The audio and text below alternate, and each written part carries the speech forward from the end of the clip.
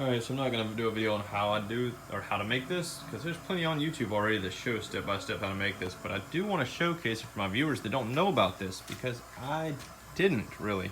I think I might have heard of it, but I never knew how simple it was to actually make one.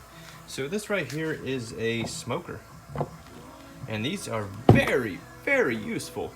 So for my Holley EFI folks that have subbed from the Holley page or that are looking to troubleshoot exhaust leaks, so you got a brand new exhaust, brand new everything, all bolted up fresh, and you're trying to figure out why your car is running like crap, and people keep telling you to smoke the exhaust or check for exhaust leaks, and you are certain that you don't have one. I'll tell you probably do. You just don't know it. It can be as small as a itty bitty pinhole, and you might not see any black soot, you might not be able to hear it, but it's there, and that's all it takes to throw off your O2. So this is what you can make to find that the easy way. Now you can do it an even cheaper way, which this didn't cost me, but it cost me a little more because I screwed up and bought the one that has the hole in the bottom. Yeah, I'm a genius. Well, actually, I didn't buy it. I told my dad to pick it up, and apparently I should have told him what I was doing with it because he thought I had a plumbing issue. But anyways, so yeah, this costs roughly, I'm gonna say 20-30 bucks. You can probably source everything online for 30 to 40. You gotta add a little bit for shipping. Or you can go to Home Depot and source pretty much everything, but maybe this, which is Amazon, for 20 bucks.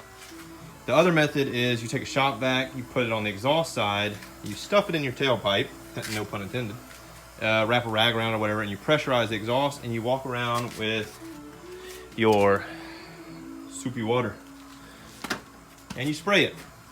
Or you can do the visual, simple method that doesn't involve soaking your car with soapy water, etc. Because also the danger of doing that is there's the possibility that your exhaust valve is open and you might blow something into a cylinder.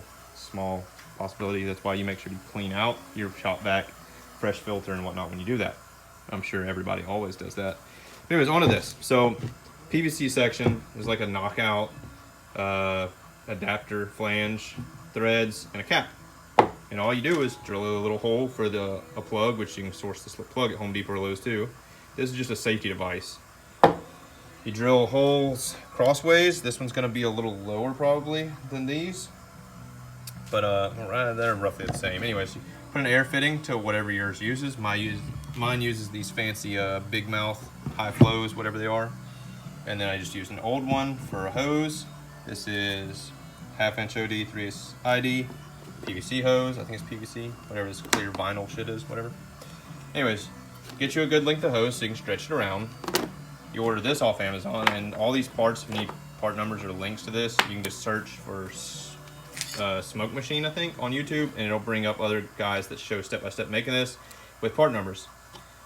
Some stainless wire or nichrome, whatever. You can use stainless MIG wire.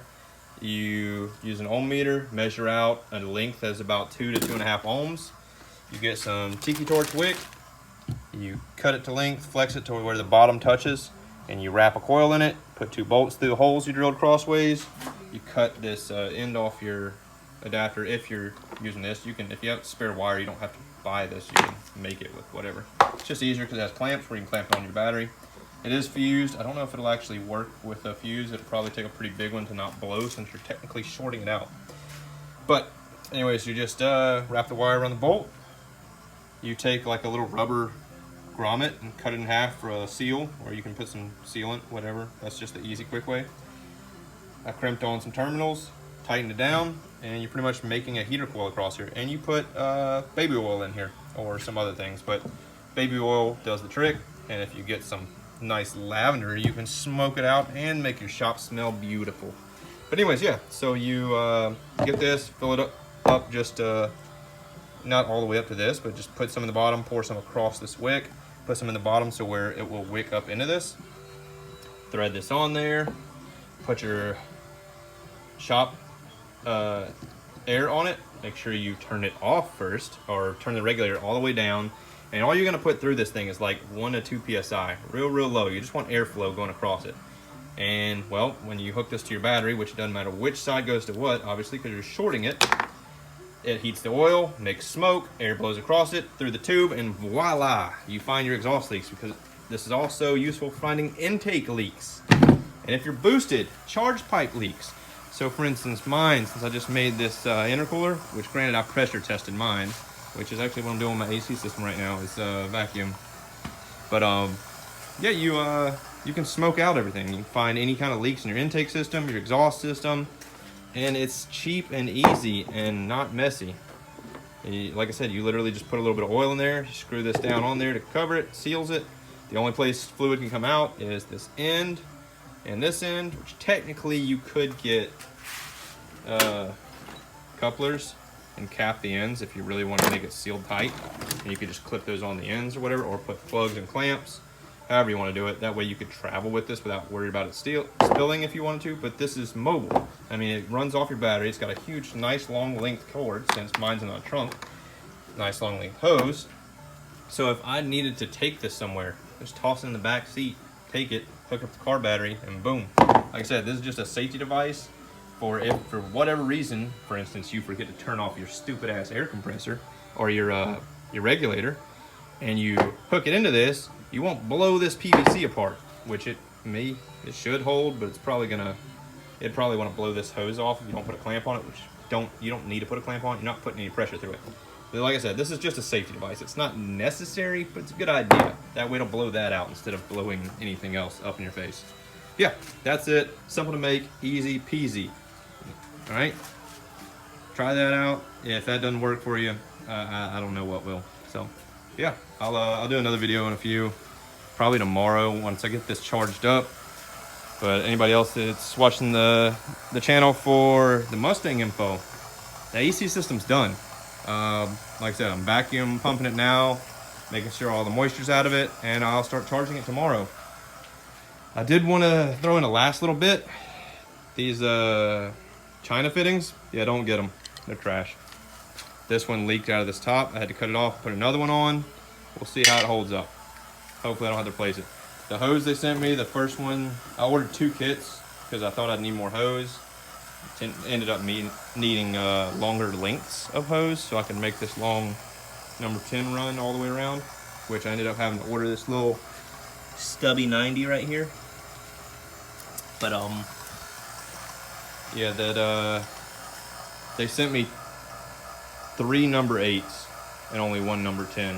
It was supposed to be, you know, one length of 1 6, 1 8, 1 10 in each box. One box had 2 8s instead of an 8 and a 10. So they refunded me partial on that. I'll be reaching back out to them about this. Luckily, I was smart and made my hoses a little bit longer than needed, so I didn't have to use a whole new hose. And I also luckily had one last piece of heat shrink that was this huge monstrous size. So if you didn't notice, I braided all of my lines and put heat shrink on them just to make them a little bit cleaner appearance. And I like the way it looks. It came out looking pretty good. If you follow the Instagram, you saw some pictures uploaded of it. I don't know if this will show enough. It's probably too dark. Yeah, you can't see those lines. You'll have to check out the Instagram if you want to see how that bulkhead looks underneath, because I'm too lazy to find a light. But yeah, all right, guys. Thanks for watching. And yeah, if you want to help out the channel growing some, I'm actually considering possibly looking into sponsorships, since I have a lot of plans still for this car. And my wallet's increasingly growing lighter and lighter. So I gotta get subscriber count up, and I gotta get follower count on Instagram up if I want to even think about doing that. Like seats, for instance, I'd love to throw some TMIs or some Corbeaus in here, but there's no way I can even think about getting sponsored by them unless I have viewer count up. So yeah, if you have Instagram, you don't already follow me, check me out. I think the link's on my YouTube profile, but it's just /Call of George, just like the YouTube. And it'd be much appreciated. But anyways, thanks for watching, guys.